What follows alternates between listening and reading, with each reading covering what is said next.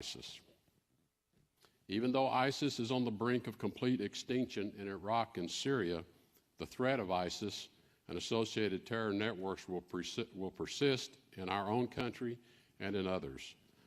ISIS is looking for new footholds wherever they can find them, including the Sahel region of West Africa. We must take action so that areas like the Sahel or the Maghreb do not become the next breeding ground for ISIS, Al-Qaeda, or other terrorist groups. When these groups are able to occupy territory without disruption, their strategists, their bomb makers, and online propagandists have an easier time encouraging, plotting, and executing attacks elsewhere in the world. This, for many months, was the case in Raqqa. In support of our African and European partners, particularly France, the United States recently committed up to $60 million to assist the G5 Sahel Joint Force to combat terrorism and the potential rise of ISIS in the African Sahel region. The emergence of ISIS in the Sahel is just one indication that threats to the safety and well-being of our people will continue to have new and unexpected origins. The evolving and unpredictable nature of the threats we face is already clear to the residents of Paris, Brussels, Orlando, Nice, Berlin, Istanbul, London, Manchester, Barcelona, New York, and many other places where our people have suffered at the hands of Islamist terrorists, many of whom were radicalized in front of a computer screen inside their own homes, inside their own countries. And the threats we face are clear to countries like Turkey, Greece, Italy, and Germany, who have confronted the destabilizing impact of waves of irregular migration from North Africa and the Middle East. In the darkest hour of World War II, Winston Churchill declared that the British people would fight on the fields, in the beaches, and in the streets to protect their country. Today, our fight is increasingly located on the internet, at passport checkpoints, and in the hearts and minds of young people in Europe and around the globe. European security institutions, including NATO, must be properly adapted to address internal and external threats such as radical Islamic terrorism, to address cyber attacks, and to address unchecked migration. Though we know these are the threats of the future, too many headlines have already declared these are the threats of today. New threats to the United States and Europe are long-term, unpredictable in timing, and localized in many different places. Properly anticipating and combating these threats require a greater European commitment to security, because local responders are the most effective deterrent. While the United States will continue to maintain our guarantees against a catastrophic failure of security in the region, and will continue to expand resources to maintain our protective umbrella, the nations of Europe must accept greater responsibility for their own security challenges. Our alliances must be made stronger in the current strategic environment. A lack of diligence and duty will only invite greater risk. President Trump said in Warsaw, and I quote, "We have to remember that our defense is not just a commitment of money, it's a commitment of will." Our expenditures are in some ways a reflection of how much we seek to protect peace and freedom. We once again urge European partners who have not done so already to meet the 2% of GDP target for defense spending. This year, Albania, Croatia, France, Hungary, and Romania have newly committed to attaining the 2% benchmark. These nations know they must invest in security to preserve liberty. Every NATO member has previously agreed to the Wales Pledge on defense investment. It's time for each of us to honor that agreement. We also urge greater security integration, provided that the relationships are efficient and serve shared interest. These commitments are necessary because our freedom and security is at stake. The United States and all nations of Europe, especially those who once lived under the weight of communist dictatorships, value our freedoms as nations who can act on our own authority. If we do not exercise responsibility, we will not have sovereignty.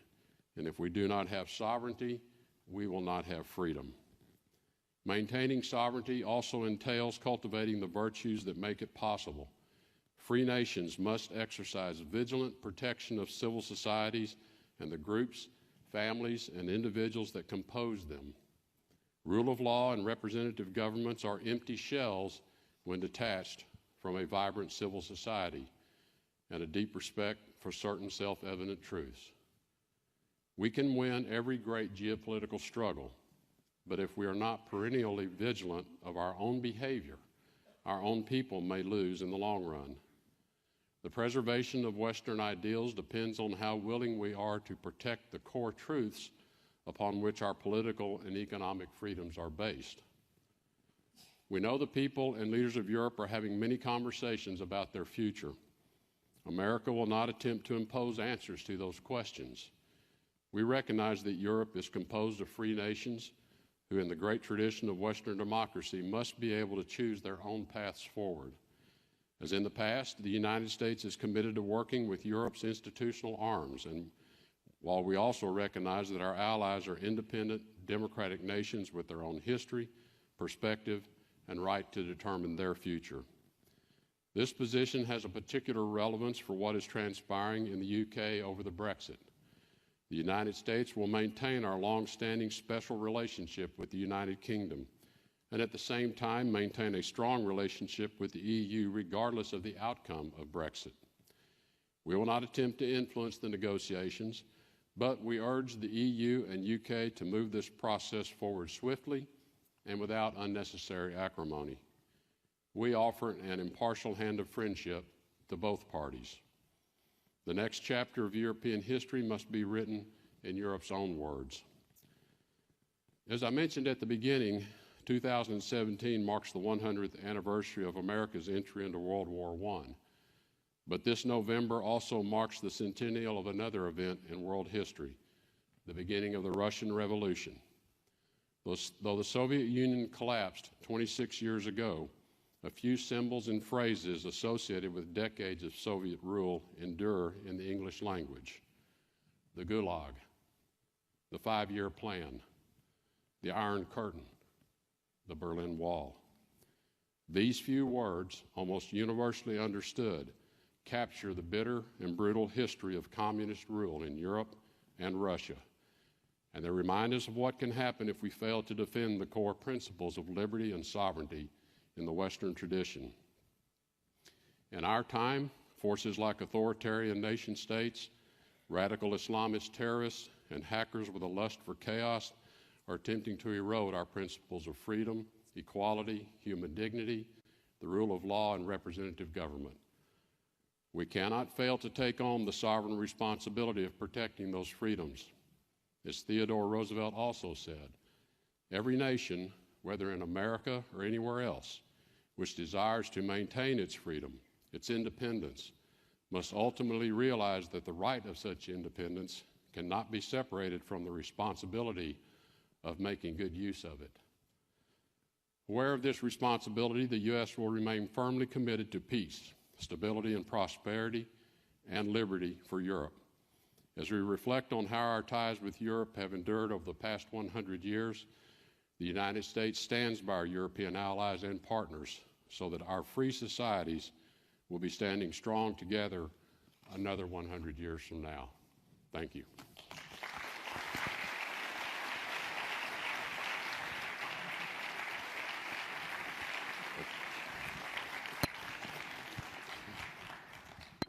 Thank you, Mr. Secretary, for a speech that I think is worthy of many of the leaders you cited. Woodrow Wilson, who served us as president 100 years ago, Theodore Roosevelt, Franklin Roosevelt, Winston Churchill. You linked all parts of the world, and that is why we honor people like you with our public and business awards over the years. So let me focus just a bit more on Europe, since that was your topic and you're going to Europe next week. Bob Dickey and I were recently at NATO visiting with our extremely able ambassador, Kay Bailey Hutchison, and she convened a lunch of 8 foreign ambassadors to NATO.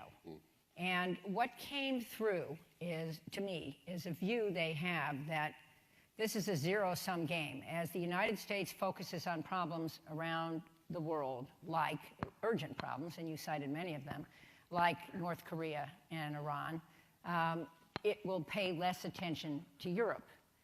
I thought that your speech made the point that this is not a zero-sum game, that if a strong Europe stands with us, we are stronger together to face the tough problems around the world that are also developing blowback to Europe. Am I right? Was that the elevator pitch? Well, that is the message that I'll be taking next week, that just as the last 100 years, I think, have proven, we view the current times we're in similarly, that the United States cannot alone confront all of these threats. They are so widespread, and they are also so interconnected. You can pick any one of the threats that I went through, and you will find points of connection between every one of them in some form or fashion, whether it's a Russian involvement, a China involvement, an Iranian involvement, Islamist terrorism involvement. But we are confronted with a particularly complex time in our world of dealing with threats to our civil society. And we're only going to prevail against those threats with continuing to use our allies, the strength of our allies. And one of the things the United States is blessed in our foreign policy and in our national security posture is we have many, many allies all over the world. And those alliances were forged in shared blood and shared sacrifice. Unlike many of our adversaries who can count their allies on less than all the fingers on one hand, because they didn't forge those alliances through those shared sacrifices, nor are they forged through shared ideals.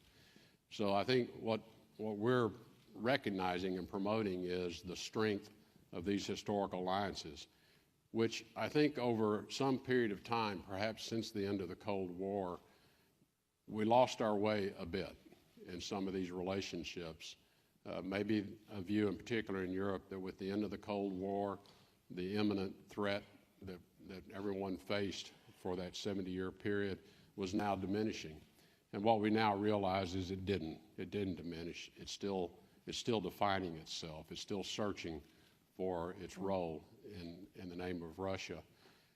But these threats that are emanating out of the Middle East, which now have brought themselves right to the shores and to the borders of our European allies, whether it be through the mass migration, but also with the mass migration comes the transport of those who would kill others and sacrifice themselves in doing it.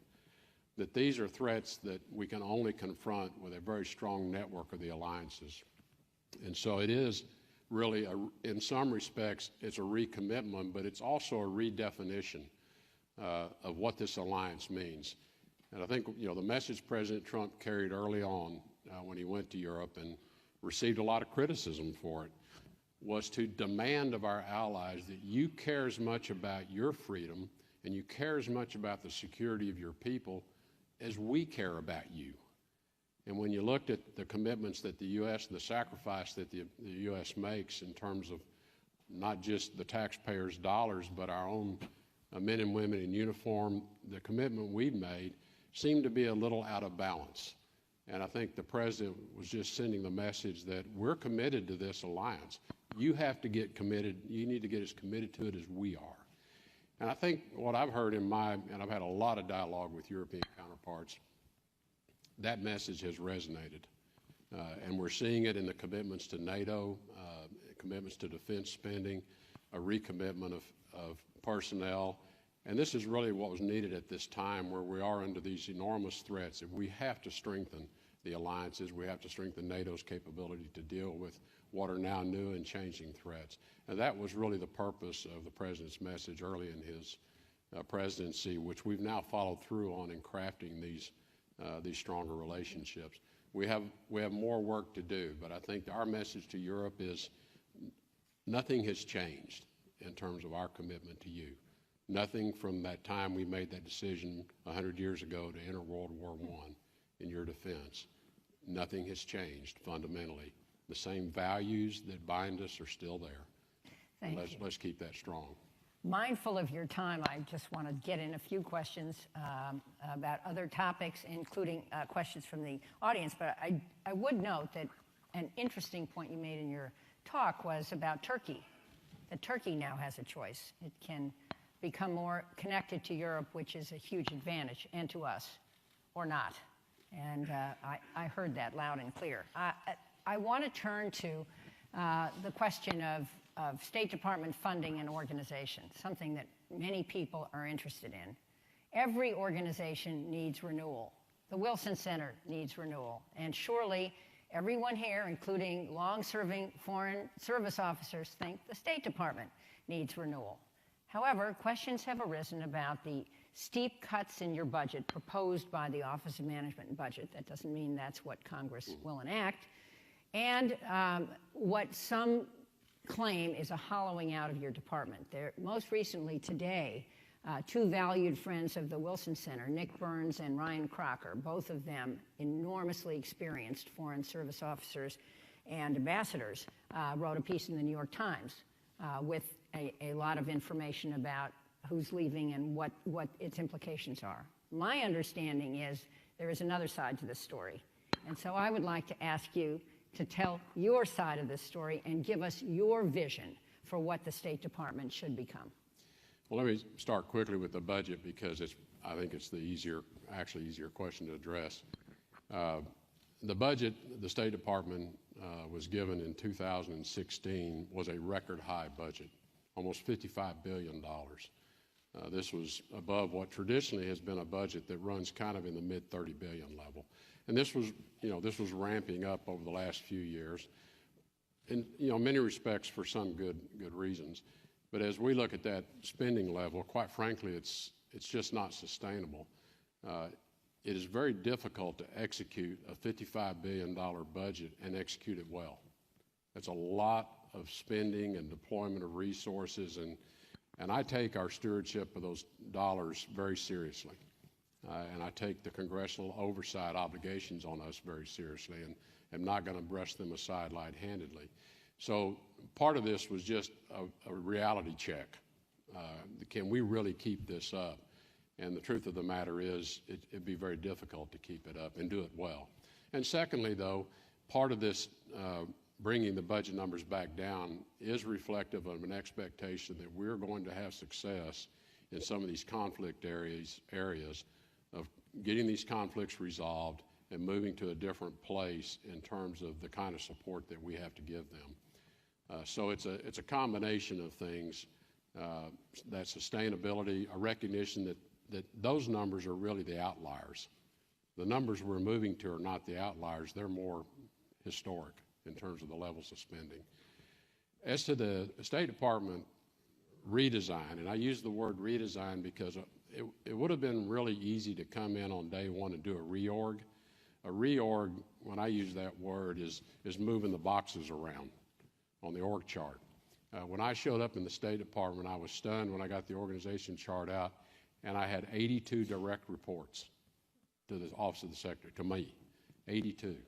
Now, almost 70 of those are special envoys, special ambassadors, positions that have been created. So we immediately undertook an examination of just what's a reasonable way to run the place, and that isn't it. Having run a large global organization, and I've been through 3 major reorganizations in my history, and I actually enjoy doing it. It's always focused on how do we help the people be more effective? How do we get the obstacles out of their way? So we undertook a different approach, and since I don't know the department and didn't know its culture, we had a massive listening exercise. We had 35,000 people respond. We did over 300 face-to-face interviews, and we continue an active dialogue with people today about what is it, if I could do one thing for you that would make you more effective and make your work more satisfying, what would that be? And we got hundreds of ideas. We've actually selected about 170 of those ideas that we are now perfecting. The reason we call it a redesign is most of these have to do with work processes internally and work processes within our agencies that we should be able to improve the way people get their work done. Some of it is tools and enablement. So things like we have a really antiquated IT system. I was shocked when I went down to spend an afternoon with the A Bureau, and I said, what's the one thing I could do? And they said, get us into the cloud. And I looked at them and I said, what do you mean we're not in the cloud? And they said, no, we're still on all these servers. Well, that's a big cyber risk first. But it really made it very cumbersome for people. And when I started using my own computer, I started realizing just how cumbersome it was. So a lot of the projects that have been identified out of the redesign are process redesigns and some enablement for people. And it's all directed at allowing the people of the State Department to get their work done more effectively, more efficiently, and have a much more satisfying career. We have a lot of processes in the HR function that have not been updated in decades, and they need to be updated. How we put people out on assignment. We invest enormous amounts of money in people that we deploy to missions overseas, and I was stunned to find out in a lot of the missions, these are one-year assignments. So we invested all this money, we send them out to the mission, they're there for 1 year, and about the time they're starting to figure it out and have an impact, we take them out and we move them somewhere else. Well, a lot of people have said to me, you know, I would really like to stay another year and start contributing. So it's a lot of things like that that came out of the listening exercise. So we have 5 large teams. They're all employee-led. I brought in some consultants to help us facilitate, but the redesign is all led by the employees in the State Department. The issue of the hollowing out, I think all of you appreciate that every time you have a change of government, you have a lot of senior Foreign Service officers and others who decide they want to move on to do other things. We've had our numbers of retirements are almost exactly what they were in 2016 at this point. We have the exact same number of Foreign Service officers today, we're off by 10, that we had at this time in 2016. There is a hiring freeze that I've kept in place because as we redesign the organization, we're probably going to have people that need to be redeployed to other assignments. I don't want to have a layoff. I don't want to have to fire a bunch of people. So I said, let's manage some of our staffing targets with just normal attrition. Having said that, I have signed over 2,300 hiring exceptions because I've told every post, if you have a critical position and you really need that filled, just send it in. And I think I have, out of 2,300 requests, I think I've denied 8 positions that I decided we really didn't need. So we're keeping the organization fully staffed. We're still running our Foreign Service Officer School. We've hired over 300 this year. So there is no hollowing out. These numbers that people are throwing around are just false. They're wrong. There was a story about a 60% reduction in career diplomats. The post-career diplomat was created by the Congress in 1955 to recognize an elite few. The number of career diplomats in the State Department have ranged from as low as 1 at any given time to as many as 7. When I took over the State Department, we had 6. 4 of those people have retired. These are your most senior people. They reached 65, they retired, they moved on. We have a review process. We're very selective in replacing those, but we actually have a review process underway, and we're evaluating a handful of people who might be worthy of that designation. But we still have 2. But we went from 6 to 2. It was a 60% reduction. It sounded like the sky was falling. The other comment I would make is, while the confirmation process has been excruciatingly slow for many of our nominees, I have been so proud of the acting assistant secretaries and people who have stepped into acting undersecretary roles. And when I read these articles that there's this hollowing out, I take offense to that on their behalf, because the people that are serving in those roles are doing extraordinary work. And they know they're not going to get the job permanently. They already know we have a nominee. But they come in every day, they work hard, they travel with me around the world. And it's that group of people that have helped me put in place and helped the president put in place the North Korean strategy with the international sanctions, a Syrian approach to the peace process that we think we're about to get on the right track, an approach to negotiating with the Russians on Ukraine, an approach to the Defeat ISIS campaign, the Iran policy, the South Asia policy in Afghanistan, our new posture towards Pakistan, the free and open Indo-Pacific. All of that's been done with the people that are working there today. And I'm very proud. I'm very proud of what they've done. They're working hard, and I'm offended on their behalf. I'm offended on their behalf when people say somehow we don't have a State Department that functions. Because I can tell you it's functioning very well from my perspective. Have we got more we want to do? Yes, we got more we want to do. And my only objective in the organization redesign is to help these people who have chosen this as a career, because I'll come and go, and there'll be other politicals that'll come and go. What can I do to help them? Because they've decided they want to spend their life doing this, and they should be allowed to do it as effectively and efficiently and without a lot of grief and obstacles. And if I can remove some of that for them, that's what I want to do. Let me tell you, that message will resonate around the world. A lot of people wanted to hear that. Your time is very short. I just would like to group briefly 3 questions from the audience into one. Molly Cole, who works for Representative Jerry Connolly, and I'm sure was one of our vaunted stars in our foreign policy program, asks, do you think support for democracy and human rights abroad is an important part of the State Department's mission? That's one. Matt Rajansky, who heads our Kennan Institute, George Kennan literally was a scholar here at one point, asks, where do you think progress with Russia is possible? And finally, Mike Sfraga, whom you met, who heads our Polar Initiative, asks, in light of the increased interest and activity in the Arctic, is the Arctic and Alaska of strategic importance to the United States and to its European Arctic allies?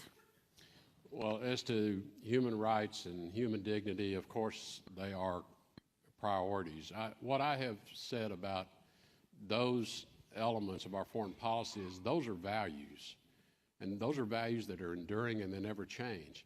Now, when you're constructing foreign policy and strategies and approaches, you have to prioritize, and you can't deprioritize human rights.